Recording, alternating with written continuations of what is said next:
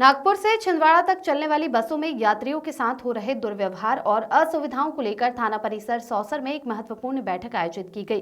बैठक में बस संचालक, ड्राइवर, कंडक्टर, पुलिस विभाग के अधिकारी, आरटीओ, जिलाधिकारी, जिला पंचायत सदस्य, संदीप भाऊ महोड़, बस एजेंट और स्थानीय नागरिक शामिल हुए।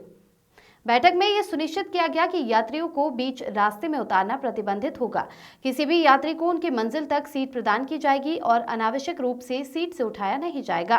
सीसीटीवी कैमरे अनिवार्य होंगे। बसों में सुरक्षा के लिए कैमरे लगाए जाएंगे ताकि यात्रियों और कर्मचारियों के व्यवहार पर निगरानी रखी जा सके।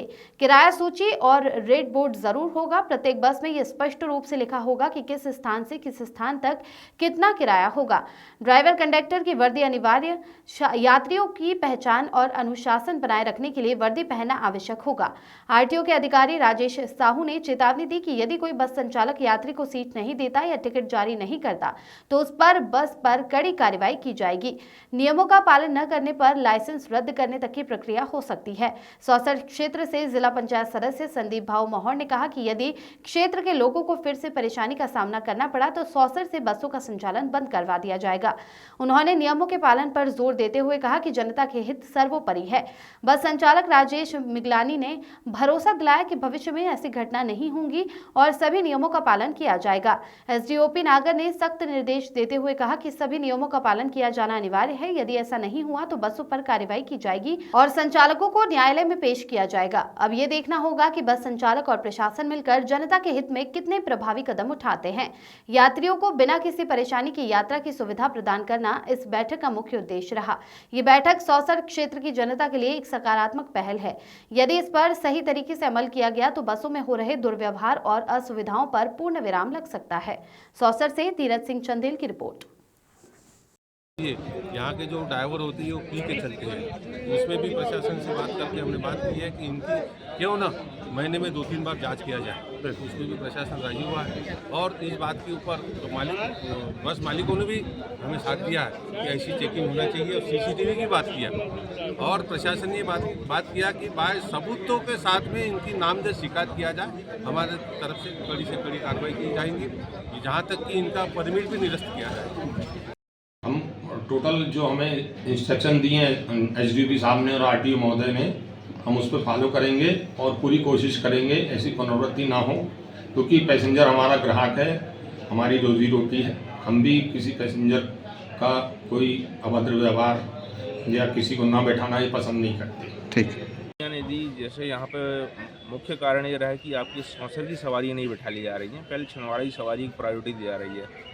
लेकिन Madhya Pradesh motor vehicle act के तहत उसमें ये नहीं लिखा हुआ, उसमें यदि स्टॉपेज दिया है तो आपको सौसर की सवारी भी बिठाना पड़ेगा और जितनी सवारी पहले आई उनको सीट बाकायदे दी जाएगी। और इसके अलावा जैसे आप बता रहे अभद्रता का, तो मोटर व्हीकल एक्ट में ये लिखा हुआ है कि बस चालक को और कंडक्टर को प्रॉपर अपनी वर्दी में यूनिफॉर्म में होना, बैच होना चाहिए, नेम प्लेट होना चाहिए। सामान्यतः क्या होता है कि कंडक्टर बदतमीजी कर देता है, बाद में गाड़ी मालिक या फिर वाहन चालक बोलते कि हमारा आदमी नहीं है। तो इसके लिए एक निर्धारित ड्रेस है, उसका बैच है, बिल्ला है, वो सब प्रॉपर होना चाहिए।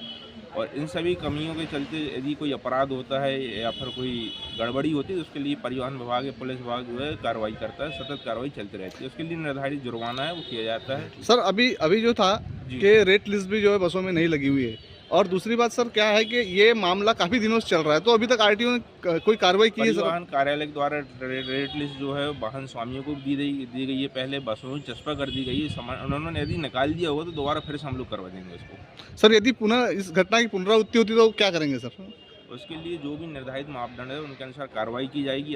अगर वाहन जब्ती की प्रक्रिया हो तो वाहन जब्त किया जाएगा, जो जुर्माना किया जाएगा। ठीक है सर। बीच बीच में सर चेकिंग भी होना जरूरी है आरटीओ के द्वारा। परिवहन जो यात्री बस है उसमें आए दिन जो है काफ़ी समस्याओं का सामना जो है जनता को करना पड़ रहा था, और उसको लेकर आज बैठक भी रखी गई थी। तो क्या समाधान निकला है और क्या प्रयास करेंगे अगली बार से आम जनता को जो है किसी प्रकार की तकलीफ न हो? जी, कल दिनांक को स्थानीय एक बच्ची के साथ दुर्व्यवहार के संबंध में किसी बस के कंडक्टर के द्वारा कुछ अभद्रता कर दी गई थी सीट पर से बैठने उठने की बात को लेकर।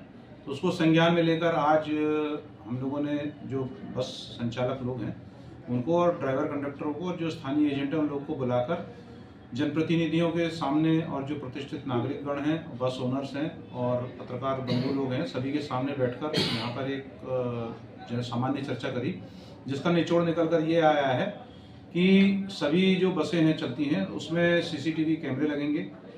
उसमें आरटीओ साहब भी आए थे। आरटीओ साहब ने भी ये बताया है और निर्देशित किया है कि जो किराया सूची जो प्रिस्क्राइब्ड है वो बसों में लगेगी और स्थानीय जो बस स्टैंड है वहाँ पे भी दृष्टिगोचर स्थान पर लगाएंगे ताकि वो पैसा ज़्यादा